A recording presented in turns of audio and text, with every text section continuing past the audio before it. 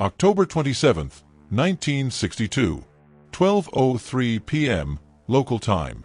High above Cuba, Major Rudolph Anderson, an American U-2 pilot, flies his reconnaissance mission at 72,000 feet. His job is to confirm what the President of the United States already knows, that Soviet nuclear missiles are on his plane. Suddenly, two surface-to-air missiles, Soviet-made SA-2s, rocket towards him. The first one finds its mark. The U-2 explodes, a tiny puff of debris against the blackness of near space. Major Anderson is killed instantly. In the White House, in the room that would become known as the Situation Room, the news lands like a death sentence. A military aide delivers the message. The room, filled with the most powerful men in the world, falls silent. General Maxwell Taylor, chairman of the Joint Chiefs of Staff, turns to the President. "They have fired on us," he says. "We must retaliate." The plan is already in place. A full-scale airstrike on all known missile sites in Cuba, followed by a total invasion. The generals have been demanding it for days. Now, they have their reason. But President John F. Kennedy looks at his generals, his face grim. "Not yet," he says. He knows that if he gives that order, the Soviet commanders in Cuba, who he's just learned have the authority to launch their own nuclear missiles, will retaliate against the American mainland. Within an hour, Washington, D.C., New York, and Miami could cease to exist. This is the story of the Cuban Missile Crisis. But it's not the story you think you know. It's not a story of heroes and villains, of a clear-cut victory. It is the story of 13 days in October 1962. 13 days when miscalculation, pride, fear, and sheer bad luck brought the human race to the absolute edge of total annihilation. It's the story of how the world didn't end. And, more terrifyingly, how it almost did, by accident, 3 times over on a single Saturday. This is the story of the brink. To understand how the world ended up here, you have to go back. Not just 13 days, but 18 months. April 1961. The Bay of Pigs. A new, young president, John F. Kennedy, authorizes a CIA-backed invasion of Cuba to overthrow Fidel Castro. It is a complete and humiliating disaster. Over 1,200 invaders are captured. Kennedy is exposed as weak, indecisive, and foolish. In Moscow, Soviet Premier Nikita Khrushchev, a man who is part peasant, part showman, and part brutal politician, watches this. He takes Kennedy's measure. He sees a boy. He sees an opening. Khrushchev has a problem. A big one. The United States has placed its own medium-range nuclear missiles, the Jupiter missiles, in Turkey. They are on his southern border. They can strike Moscow in less than 16 minutes. For Khrushchev, this is an existential threat. A gun pointed at his head. He also has a political problem. The missile gap he has bragged about for years is a lie. The U.S. has massive nuclear superiority. They have over 1,300 nuclear warheads that can strike the USSR. The Soviets have maybe 300 that can strike the U.S., and most of those are on slow, unreliable bombers. He needs to fix this. He needs to level the playing field. And he needs to protect his new socialist ally, Fidel Castro, from another American invasion. In the spring of 1962, he devises a plan. A plan so reckless, so audacious, it is almost brilliant. Operation Anadir. The plan is transparently simple. He will do to Kennedy what Kennedy has done to him. He will secretly ship dozens of medium-range and intermediate-range nuclear missiles to Cuba, 90 miles off the coast of Florida. He will install them, aim them at every major city on the American East Coast, and then, in November, after the U.S. midterm elections, he will reveal them to the world. He will announce, "Look, you have your missiles in Turkey. We have ours in Cuba. Now, Mr. President, let's negotiate." It is the single biggest gamble of the Cold War. All summer, the plan moves forward. Under a cloak of extreme secrecy, 50,000 Soviet troops and over 40 nuclear-capable missiles are loaded onto civilian transport ships. They are told they are going to a cold weather post, so they bring fur hats and skis. When they realize they are sailing into the Caribbean, confusion reigns. The CIA sees the activity. They see the ships. They get reports from agents in Cuba. But the official intelligence assessment is clear. The Soviets would never do this. It's too provocative. It's too risky. They are just conventional, defensive weapons for Castro. The White House agrees. On October 13, 1962, McGeorge Bundy, the National Security Advisor, goes on television and says, "There is no evidence of any Soviet offensive missiles in Cuba. And I'm not sure that there is any evidence that the Cubans or the Soviets would find it necessary to install such missiles." He is wrong. They are already there. October 14, 1962. A Sunday morning. Major Richard Hazer pilots his U-2 spy plane on a high-altitude pass over western Cuba. The mission is codenamed Brave Pilot. He is flying at 72,000 feet, well above any anti-aircraft fire. He is a camera, nothing more. He returns to base. The film canisters are flown to a top-secret analysis lab in Washington, D.C. October 15, 1962. 5 p.m. Analysts huddle over a light table, magnifying huge, grainy photographs. What they see makes their blood run cold.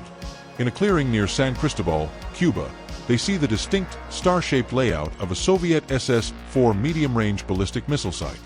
They see the missile erectors. They see the launch pads. They see the fueling trucks. There is no doubt. They are offensive. They are nuclear. And they are almost operational. A call is made. By 9 p.m., the analysis is on the desk of McGeorge Bundy. Bundy decides to wait. He will not tell the president in the middle of the night. He will let him get one last night of sleep. October 16, 1962. 8:45 a.m. President Kennedy is in his private quarters in the White House, wearing his pajamas, reading the morning paper. McGeorge Bundy enters. "Mr. President," he says, "there is something you need to see." He shows him the photographs. Kennedy's reaction is not panic. It is cold, quiet fury. "He can't do this to me," he says, referring to Khrushchev. He had met Khrushchev in Vienna a year earlier, and the Soviet leader had bullied him. This, he feels, is a personal test. At 11:50 a.m., the first meeting is convened. Kennedy assembles a group of his 14 most trusted advisors. His brother, Attorney General Robert F. Kennedy, Secretary of Defense Robert McNamara, Secretary of State Dean Rusk, the Chairman of the Joint Chiefs, Maxwell Taylor, CIA Director John McCone. This group will become known as the ExComm, the Executive Committee of the National Security Council. For the next 12 days, they will operate in secret. They are the 14 men who will decide if the world lives or dies. The first question is simple. What do we do? The answer is not. The military is unanimous. The answer is violence. General Curtis LeMay, the cigar-chomping, iron-willed chief of the Air Force, is the loudest voice. LeMay is the man who firebombed Tokyo in World War II. He sees diplomacy as weakness. "Mr. President," LeMay says, his voice dripping with contempt, "we must launch an immediate, overwhelming airstrike. We must destroy these missiles before they become operational." What will the Soviets do in response? Kennedy asks. "They'll do nothing," LeMay snaps. "They won't dare. And if they do, we'll fry 'em. We have total nuclear superiority." The other chiefs agree. A surgical airstrike to take out the missile sites, followed by a full-scale land invasion of Cuba by 100,000 U.S. troops. But Kennedy hesitates. He asks the generals, "Can you guarantee you will get all the missiles?" The answer is no. "Maybe 90%, one general says. Kennedy understands what this means. If they miss even one missile, just one, that missile will be launched. And it will wipe out a city. You're talking about 15 million American lives, Kennedy says. And what about Berlin? If they attack Cuba, Khrushchev's most likely response isn't nuclear. It's conventional. He will seize West Berlin, a move that would trigger World War III by treaty. Then, a different voice emerges. The president's own brother, Robert F. Kennedy. Bobby Kennedy is haunted by the plan. "I cannot support this," he tells the group. "This is a sneak attack. It's Pearl Harbor in reverse." He worries about his brother's legacy. "I don't want my brother to be the Tojo of the 1960s, he writes in a note. Robert McNamara, The Secretary of Defense, a man of cold logic and statistics, agrees. The risk of escalation is too high. The moral cost is too high. A third option emerges. It is not war. It is not appeasement. It is a naval blockade. But blockade is a technical act of war. You cannot blockade a nation in peacetime. The legal experts suggest a different word, a softer word, a quarantine. The plan is this: the U.S. Navy will surround Cuba with a fleet of warships. They will stop any Soviet ship approaching the island. They will board them. If they are found to be carrying offensive weapons, they will be turned back. It is a test of will. It is a direct, public confrontation with the Soviet Union. It is a massive gamble. The generals hate it. They call it weak, indecisive.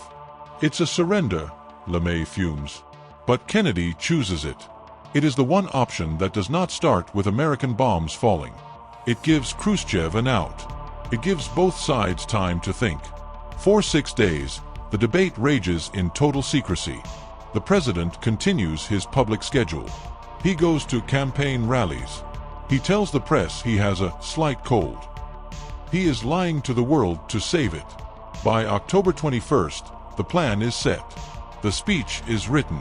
The warships are moving into position. Part 4, The World Stops. October 22nd, 1962.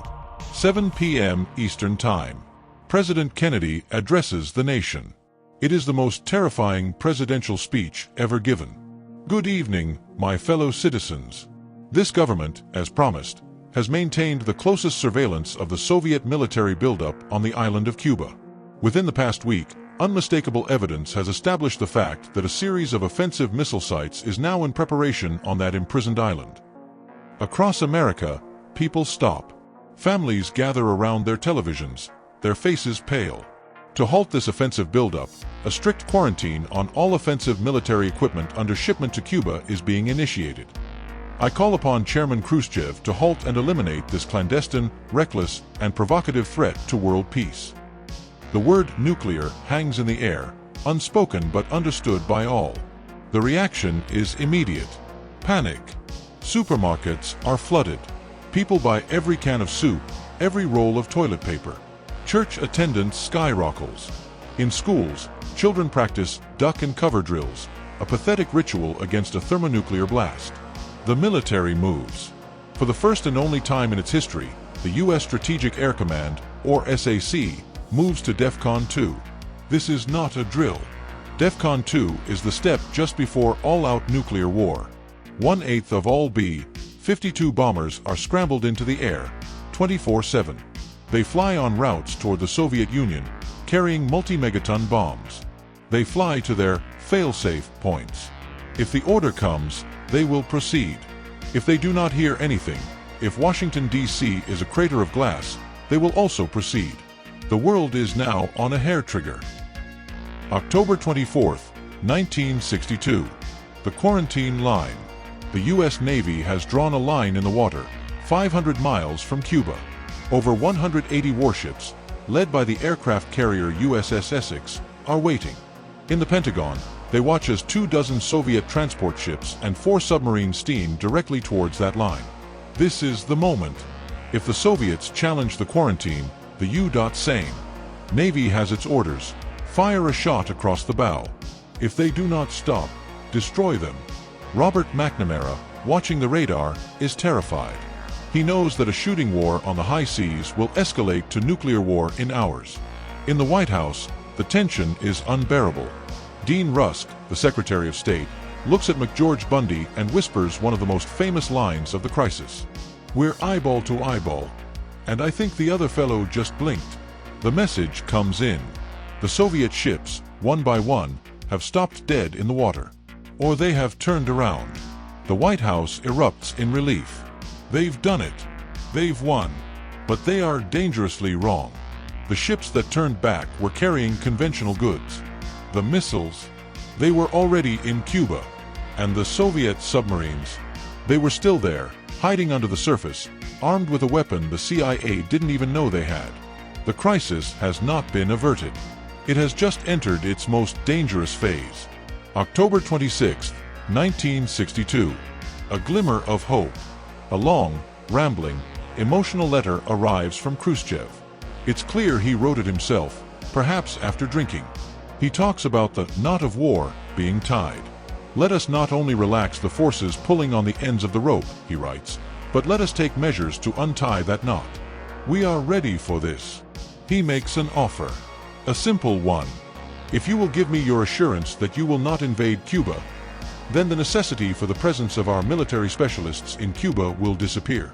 He's offering a trade, missiles for a promise. The ex-com is elated. This is the off-ramp. They can accept this. Then, everything goes to hell. Narrator, October 27th, 1962. Black Saturday. The single most dangerous day in human history. The day begins with a new letter from Khrushchev. It's not emotional. It's cold, hard, and public. It was clearly written by the Soviet Politburo. The new demand: the missiles in Cuba will be removed if the United States removes its Jupiter missiles from Turkey. The ex-com is stunned. Kennedy cannot do this. Turkey is a NATO ally. To trade their defense for America's would shatter the alliance. It would look like weakness. It would be a public humiliation. The military hawks are furious. He's stalling, they yell. We have to invade. Now. And then, at 12:03 p.m., the news of Major Anderson's U-2 being shot down arrives. It is a direct act of war. The generals are unanimous. Mr. President, Maxwell Taylor says, you must authorize the airstrike for tomorrow morning. They have forced your hand. Kennedy is backed into a corner. He knows if he attacks, the Soviets will attack. But if he does nothing, he looks weak, and the missiles remain. Narrator, as if the tension isn't high enough, a new panic erupts. At 3:42 p.m., an aide runs into the Oval Office. Mr. President, we have another U-2 in trouble. Kennedy is confused. What? Sir, a U-2 on a routine air sampling mission near Alaska. It's lost. We think it just strayed into Soviet airspace. Over Siberia. The room freezes. Soviet MiGs have scrambled to intercept it. The American pilot is sending frantic radio messages. To protect him, American F-102 fighters, armed with nuclear-tipped air-to-air missiles, have taken off. A dogfight, a simple mistake by a lost pilot, could be the spark. In the Oval Office, Kennedy just shakes his head, his face ashen. He mutters, "There's always some son of a bitch who doesn't get the word." But the worst moment of Black Saturday, the moment we came closest to the end, was happening at the same time, deep beneath the Atlantic Ocean. And the White House knew nothing about it. It's the story of a Soviet submarine, the B-59. The B-59 is one of the Soviet subs that did not turn back. It's been hiding near the quarantine line for days. Its mission is to protect the transport ships. But the crew is in hell. The air conditioning is broken. The temperature inside the sub is 130 degrees. The crew is dehydrated, exhausted, and breathing air thick with diesel fumes.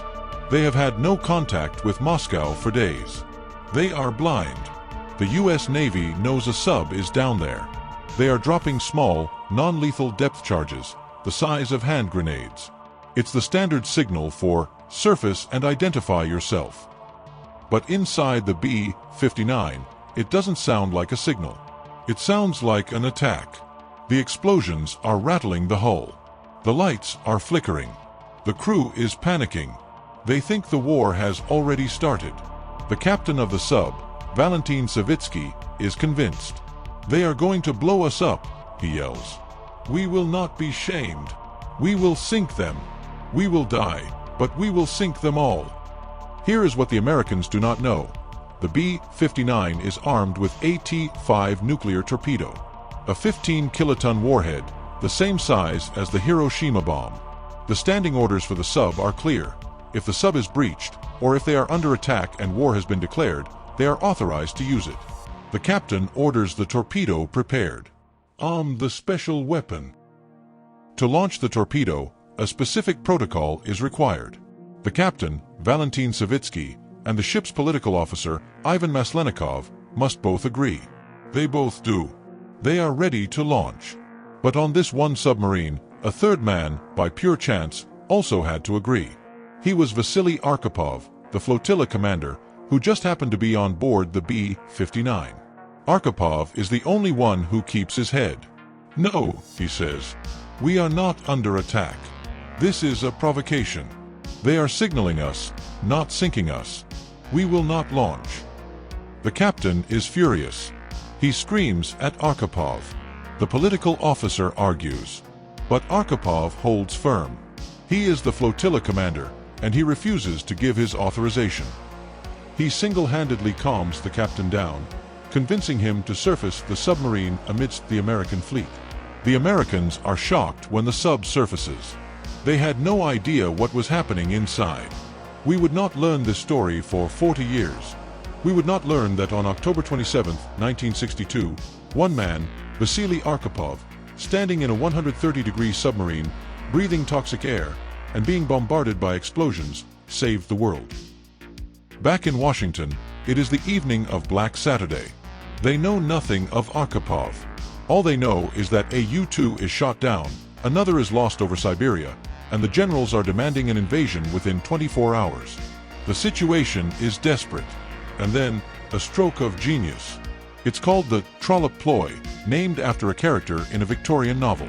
The idea: ignore the second, hardline letter. Pretend they never got it. And answer the first, emotional letter. They will accept Khrushchev's first offer. Missiles for a promise. But they all know it's not enough. Khrushchev is now publicly demanding the missiles in Turkey.